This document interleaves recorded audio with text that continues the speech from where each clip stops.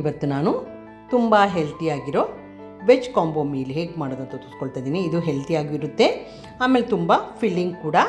ಇದನ್ನು ಹೇಗೆ ಮಾಡಿದೆ ನೋಡೋಣ ಬನ್ನಿ. Hello everyone, welcome to Hema's hobbies and kitchen. ಮೊದಲಿಗೆ ನಾನು 2 ಕಪ್ಪಷ್ಟು ಅಕ್ಕಿ ತಗೊಂಡು ಅದನ್ನು ವಾಶ್ ಮಾಡಿ 4 ಕಪ್ಪಷ್ಟು ನೀರು ಹಾಕಿ ಇದನ್ನು ಬೇಯಿಸ್ಕೊತಾ ಇದ್ದೀನಿ.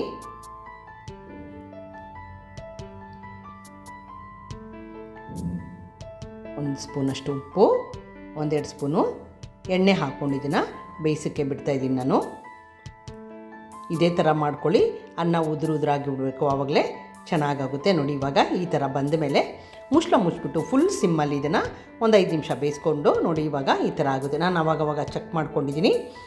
ಇವಾಗ ಅಕ್ಕಿ ಫುಲ್ಲು ಬೆಂದಿದೆ. ಇವಾಗ ನಾನು ಒಂದು ಪಾತ್ರೆ ತೊಗೊಂಡು ಬ್ರಾಕ್ಲಿನ ಬ್ಲ್ಯಾಂಚ್ ಮಾಡ್ಕೊತಾ ಇದ್ದೀನಿ. ಬ್ರಾಕ್ಲಿನ ಈ ಥರ ಕಟ್ ಮಾಡಿಕೊಂಡು ಒಂದು ಸ್ವಲ್ಪ ಉಪ್ಪು ಆಗಿರೋ ನೀರಲ್ಲಿ 2 ನಿಮಿಷ ಬೇಯಿಸ್ಕೊಂಡು ಅದನ್ನು ತೆಗೆದಿಟ್ಕೋಬೇಕಾಗುತ್ತೆ. ಯಾರೆಲ್ಲ ನೋಡ್ತಾ ಇದ್ರು ಇಷ್ಟ ಆಗಿದ್ರೆ ಲೈಕ್ ಮಾಡಿ, ಕಾಮೆಂಟ್ ಮಾಡಿ, ಶೇರ್ ಮಾಡಿ.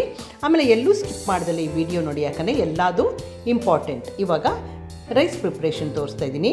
ಮೊದಲು ಒಂದು ದೊಡ್ಡ ಪ್ಯಾನ್ಗೆ ಕಾಯಿಸ್ಕೊಂಡು 2 ಸ್ಪೂನಷ್ಟು ಎಣ್ಣೆ, ಒಂದು ಸ್ವಲ್ಪ ಬೆಣ್ಣೆ ಹಾಕ್ಕೊಂಡಿದ್ದೀನಿ ನಾನು. ಆಮೇಲೆ ಶುಂಠಿ, ಬೆಳ್ಳುಳ್ಳಿ, ಮೆಣಸಿನ್ಕಾಯಿ ಇದು 3 ಜಜ್ಜಿ ಇದನ್ನು ಫ್ರೆಶ್ಶಾಗಿ ಹಾಕ್ಕೊಳ್ಬೇಕು, ಆವಾಗಲೇ ರುಚಿಯಾಗಿರುತ್ತೆ. ಆಮೇಲೆ ಸ್ಪ್ರಿಂಗ್ ಆನಿಯನ್ಸ್ದು ಬಿಳಿ ಭಾಗ ಅದನ್ನು ಹಾಕ್ಕೊಂಡು ಇವೆಲ್ಲ ನಾವು ನೀಟಾಗಿ ಹೈ ಫ್ಲೇಮಲ್ಲೇ ಮಾಡ್ಕೋಬೇಕಿದು.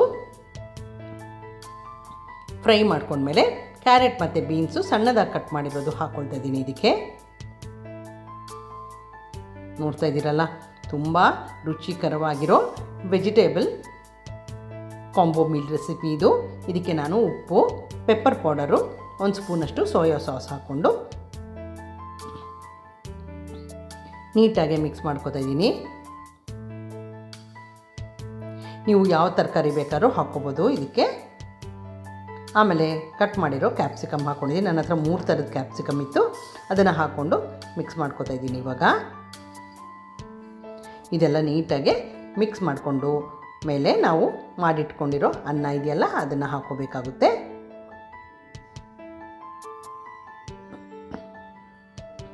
ಇವಾಗ ಈ ಅನ್ನನ ನೀಟಾಗಿ ಇದ್ರ ಜೊತೆ ಮಿಕ್ಸ್ ಮಾಡ್ಕೊಂಬಿಡೋಣ. ಯಾರಿಗೆಲ್ಲ ಈ ಥರ ರೆಸಿಪಿ ಇಷ್ಟ ಅಂತ ಕಾಮೆಂಟ್ ಮಾಡಿ ಹೇಳಿ. ಹೆಲ್ತಿ ರೆಸಿಪಿ, ನೀವು ಈ ರೆಸಿಪಿ ಮಾಡಿ ನೋಡಿ. ಲೈಕ್ ಮಾಡಿ, ಕಾಮೆಂಟ್ ಮಾಡಿ, ಶೇರ್ ಮಾಡಿ. Please like my video and subscribe to Hema's hobbies and kitchen. ಆಮೇಲೆ ಎಂಡಲ್ಲಿ ನಾನು ಸ್ಪ್ರಿಂಗ್ ಆನಿಯನ್ಸ್ನ ಹಾಕಿಬಿಟ್ಟು ಫಿನಿಷ್ ಮಾಡ್ಕೊತಾ ಇದ್ದೀನಿ. ಇವಾಗ ಸ್ಟ್ರೀಟ್ ಫ್ರೈ ವೆಜಿಟೇಬಲ್ ಅದ್ರ ಜೊತೆ ಸರ್ವ್ ಮಾಡ್ತಾಯಿದ್ದೀನಿ. ನಾನು ಮಂಚೂರಿಯನ್ ಮಾಡ್ತಾಯಿಲ್ಲ, ಯಾಕಂದರೆ ಎಣ್ಣೆದಲ್ವ, ಅದರಿಂದ ಈ ಥರ ಮಾಡ್ಕೊತಾ ಇದ್ದೀನಿ. ಒಂದು ಪ್ಯಾನ್ನ ಕಾಯಿಸ್ಕೊಂಡು ಅದಕ್ಕೆ ಎಣ್ಣೆ ಹಾಕ್ಕೊಂಡು ಫೈನಾಗಿ ಚಾಪ್ ಮಾಡಿರೋ ಬೆಳ್ಳುಳ್ಳಿ ಹಾಕ್ಕೊಂಡಿದ್ದೀನಿ. ಅದು ಹಾಕ್ಕೊಂಡ್ಮೇಲೆ ಕ್ಯೂಬಾಗಿ ಮಾಡಿರೋ ಈರುಳ್ಳಿ, ಹಸಿ ವಾಸನೆ ಹೋಗೋವರೆಗೂ ಫ್ರೈ ಮಾಡ್ಕೊಳ್ಳಿ ಇದನ್ನು. ಇದಾದಮೇಲೆ ನಾನು ಉದ್ದಕ್ಕೆ ಕಟ್ ಮಾಡಿರೋ ಬೀನ್ಸ್ ಹಾಕ್ಕೊಂಡಿದ್ದೀನಿ. ಆಮೇಲೆ ಈಗ ಬ್ರಾಕ್ಲಿನ ಬ್ಲ್ಯಾಂಚ್ ಮಾಡ್ಕೊಂಡಿದ್ವಲ್ಲ ಅದನ್ನು ಇದಕ್ಕೆ ಹಾಕ್ಕೊಳ್ಬೇಕಾಗುತ್ತೆ. ಆಮೇಲೆ ನಾನು 200 ಗ್ರಾಮಷ್ಟು ಮಶ್ರೂಮ್ನ ಚೆನ್ನಾಗಿ ತೊಳೆದ್ಬಿಟ್ಟು ಇದಕ್ಕೆ ಕಟ್ ಮಾಡಿ ಹಾಕ್ಕೊಳ್ತಾ ಇದ್ದೀನಿ. ಇದನ್ನು 1-2 ನಿಮಿಷ ಈ ಥರನೇ ಫ್ರೈ ಮಾಡ್ಕೊಳ್ಳೋಣ.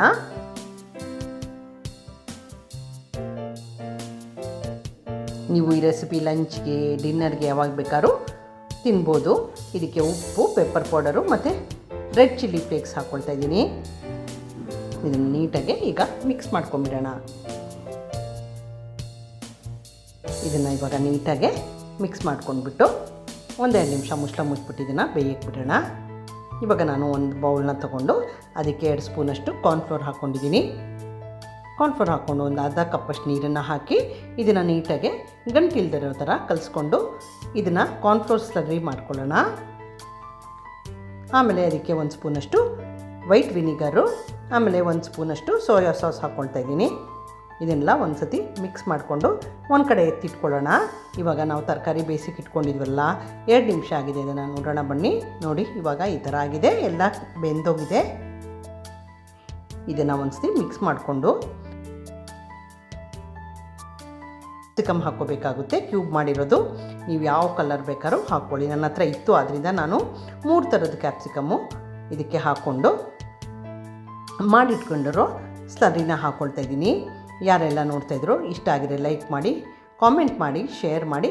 ಪ್ಲೀಸ್ ಲೈಕ್, ಯಾಕಂದರೆ ಕಾಮೆಂಟ್ ಮಾಡ್ತೀರಾ, ಯಾರೂ ಶೇರೇ ಮಾಡಲ್ಲ. ಇವಾಗ ನೋಡಿ ಇದನ್ನು ನೀಟಾಗಿ ಬೇಯಿಸ್ಕೋಬೇಕಾಗುತ್ತೆ. ನಾನು ಸ್ವಲ್ಪ ಸ್ಪ್ರಿಂಗ್ ಆನಿಯನ್ಸ್ ಹಾಕ್ಕೊಂಡು ಇದನ್ನು ಯಾಕಂದರೆ ಟ್ರಾನ್ಸ್ಪರೆಂಟ್ ಆಗಬೇಕು, ಕಾರ್ನ್ಫ್ಲೋರ್ ಎಲ್ಲ ಕುಕ್ ಆಗಬೇಕಲ್ಲ, ಅದನ್ನು ನೀಟಾಗಿ ಇದನ್ನು ಬೇಯಿಸ್ಕೊಳ್ಳೋಣ. ನನಗೆ ಒಂದು ಸ್ವಲ್ಪ ತಿಕ್ ಅನ್ನಿಸ್ತಾ ಇದೆ ಸಾಸ್, ಆದ್ದರಿಂದ ಇನ್ನೊಂದು ಸ್ವಲ್ಪ ಒಂದು 1/4 ಕಪ್ಪಷ್ಟು ನೀರು ಹಾಕ್ಕೊಂಡು ಇದನ್ನು ಕ್ಲೀನಾಗಿ ಬೇಯಿಸ್ಕೊತಾ ಇದ್ದೀನಿ. ಯಾರೆಲ್ಲ ನೋಡ್ತಾಯಿರೋ subscribe to Hema's hobbies and kitchen. ಯಾರಿಗೆ ಇಷ್ಟ ಆಯಿತು ಈ ರೆಸಿಪಿ, ನಿಮ್ಮ ಮನೇಲಿ ಯಾವ ಥರ ಈ ಥರ ಮಾಡ್ತೀರಾ ಕಾಮೆಂಟ್ ಮಾಡಿ ಹೇಳಿ. ನೋಡಿ ಇವಾಗ ಸ್ಟಿರ್ ಫ್ರೈ ವೆಜಿಟೇಬಲ್ಲು ರೆಡಿಯಾಗಿದೆ. ಇದನ್ನು ನಾನು ಒಂದು ಬೌಲ್ ತೊಗೊಂಡು ಇದನ್ನು ಸರ್ವ್ ಮಾಡ್ತಾಯಿದ್ದೀನಿ. ಫಸ್ಟು ನಾನು ಫ್ರೈಡ್ ರೈಸ್ ಮಾಡಿ ಇಟ್ಕೊಂಡಿದ್ದೀವಲ್ಲ ಅದನ್ನು ಹಾಕ್ಕೊಂಡು ಇದ್ರ ಪಕ್ಕದಲ್ಲಿ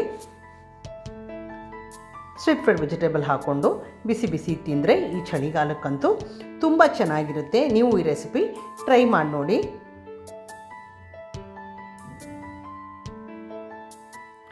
Subscribe to Hema's Hobbies and Kitchen. Thank you for watching my video.